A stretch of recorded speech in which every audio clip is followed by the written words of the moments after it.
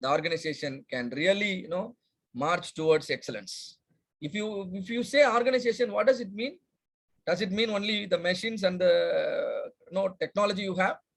We mainly mean the people inside. That is the meaning of organization. I hope all of you agree with me, right? People are the most important asset for any organization. So making your people effective is the only way you can make your business process effective. Agreed? Making your people effective is the only way you can make your business processes effective.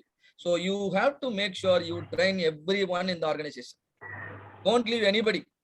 If you are leaving somebody, take it granted he is going to be only the billable candidate and never be an asset. Right? He will not be able to contribute to any improvement. So everybody deserves some training. And see here, the basic, at least the awareness level of training has to be given. This is called white belt. This is what we have given to all our participants as the orientation. And then yellow belt, the next level of understanding. At least you attend about 10 to 12 hours of training program with a proper mentor who can really teach you the stuff. And so you at least understand the importance of quality, importance of the basic philosophies behind Lean and Six Sigma, and importance of data. So you can work inside the project. If you are not able to appreciate the principles, and if you say everything is these are all known to me, why are you so much concerned about the data? Don't ask for data. Just do this. The problem will solve. And such people are not yellow belt, and they should never be allowed inside a Six Sigma project. If somebody is conscious about data-driven, customer-focused, and process-centric approach, and he is called an yellow belt, only he can help you in the project. And then the next level, a little more proficiency in the tools, particularly even the statistical tools. And thereby he knows about process centering, he knows about process spread. And so every problem he can at least convert into a number problem, statistical problem. And such individual is called a green belt. He can work effectively in the project. He can even lead projects. But the only limitation for a green belt is he will lead projects within his department. That's all. He belongs to manufacturing, he belongs to the production department, he belongs to the assembly line, he belongs to the packaging, he belongs to the dispatch, he belongs to the account. Then his project will be from the same department. That's all.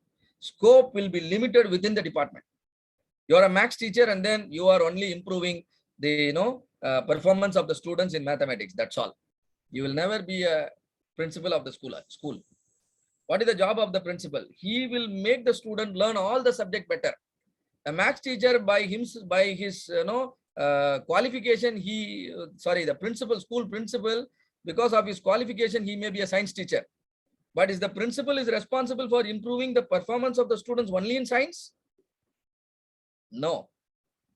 All the subjects. And such an individual is called a black belt. He can effectively handle cross-functional projects because he has gained the adequate knowledge and maturity to guide even the green belts. I'm not a mathematics teacher. I'm a science teacher, but I can still teach you how to teach mathematics. This is a black belt. So a black belt can lead complex cross-functional projects and then guide green belts, yellow belts, and then remove the roadblocks. Any problem the team is facing, immediately the black belt will come into picture and then will help the team move forward. Otherwise, the project cannot complete on time. And then master black belt. Who is a master black belt? A person who is working very closely with the top management. Like above the principal, sometimes there will be somebody called a director, or maybe in your organization, there will be a few people, the top management, part of the top management, and maybe you can call them the leadership team. Maybe the presidents, such people, and they will work closely with the top management. And if they are also formally trained, they are definitely part of the top management. But if they are also formally trained to the level that they can produce black belts, they can produce green belts, like how Motorola did. Motorola trained their employees on their own. They didn't wait for another agency to train their people. They trained themselves. That's how modern Six Sigma born. Now it became a business. People are becoming crazy about the certificate and look for the name, in different places. But the ultimate way, the best way is you train your people yourself. Can you produce at least one master black belt within your company? And then you certify your company. That is the best way, in my opinion. So the job of the master black belt is to direct the company in the correct direction, in line with the organization strategy. My company owner wants to achieve this, so that I will drive the company in that particular direction, so that what my boss wants, that will happen. The next 3 years, my company should move in this direction. So the KPIs and metrics will be developed by the master black belt, and then they will take care of all the training requirement. See, Six Sigma is not just statistics and not just DOE and other things. It is an amalgamation of everything. It even teaches you a lot of soft skills, right? And one master black belt can take care of the complete requirement of the entire organization, training requirement, I mean. Imagine if you are a master black belt, your position, your responsibilities, your compensation, and will be way beyond your imagination. Try to become one such person for your company. Generally, only 1 or 2 will be there in every company. Even in big companies, there will be only 1 or 2 master black belts. And they will guide the others, mentor the black belt, green belt, conduct the training, and then remove the roadblock and all those things. And then for every project to be really, really successful in real time, champions are required. Again, champions are from the master black belt, from the top management. Their level of proficiency is not very important here, but now people are running courses for champion also, right? So their job is mainly to support the project team, remove the roadblock, provide the resources on time.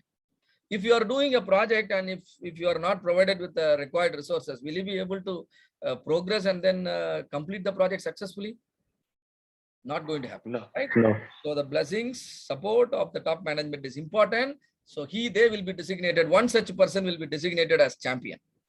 And then above him, you call it the leadership team, or you can call him the sponsor, project sponsor, the one who is ready to approve the resources or approve the project.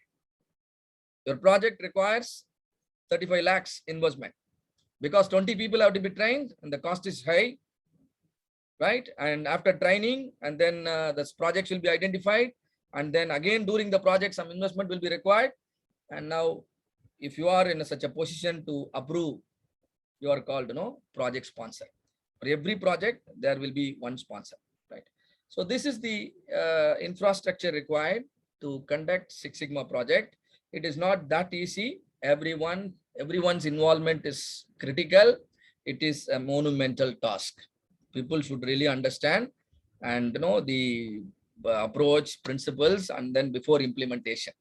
Hope all of you understand how you can make your project successful, right? It's not simply you become a black belt and then go and do a project and then produce magic results. It's not going to work that way. You have to have a proper infrastructure of people, at least who are associated with your project. At least 5 people are in the project. All 5 people should be knowledgeable. Then only results will happen. This is what I already spoke. There are sponsors, there are master black